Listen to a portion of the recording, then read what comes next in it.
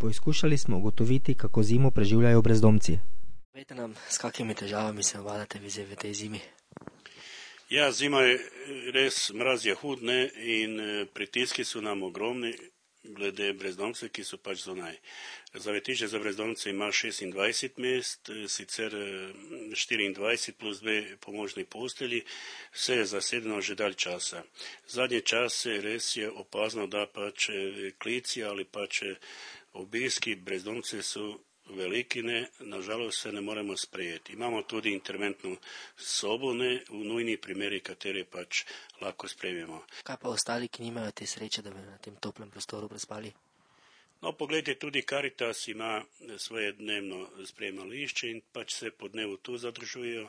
Tudi pri nas občasno ali pač zdaj bolj pogosto prihajajo brezdomci od zunaj, ki pač se zadržujejo nekaj časa ali pač pridejo na kosilo, čeprav imajo socialno kuhinjo v Makedonski ulici, ampak je malo oddaljeno od tisti, ki so na tem koncu Maribora. Kaj bi bilo pa v tem trenutku najbolj pomembno za vas, da bi dobili?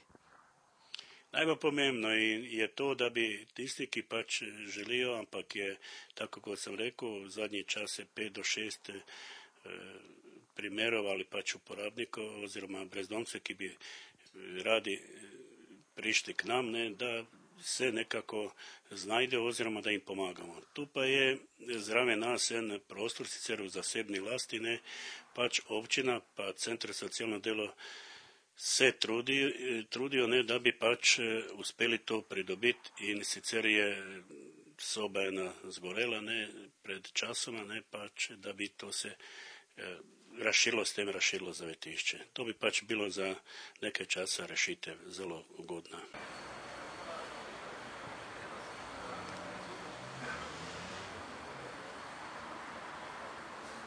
No, brezdomstvo je, bom rekel, pod našo streho Karitas tukaj Maribor kar dobro pokrito.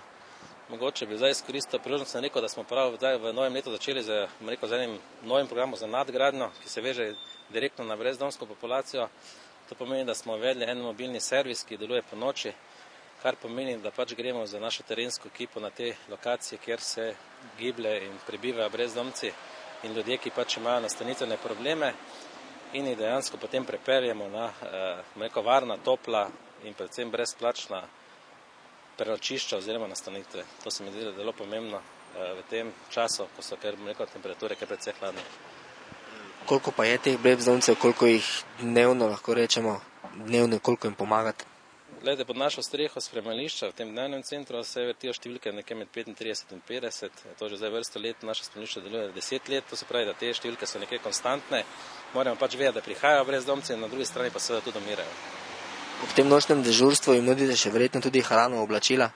Prav gotovo, to so sestavni deli, hrana, oblačila, obutev, frizer, tudi zdravnike tukaj, za tiste, ki nimajo obveznega zdravstvenega zavarovanja, bomo rekel, že prej smo se tudi vključevali, bomo rekel, to nastanitveno raven, plačujemo ogromno število nekih podnajemniških sobic in tako dalje, tako da zdaj pač nekako zaokrožujemo vse skupaj. Je pa, bomo rekel, to ena celostna ponudba, to se pravi, da človek, ki dejansko nima nič, ga oblečemo, nahranimo in po potrebi tudi nastanimo, če se le da.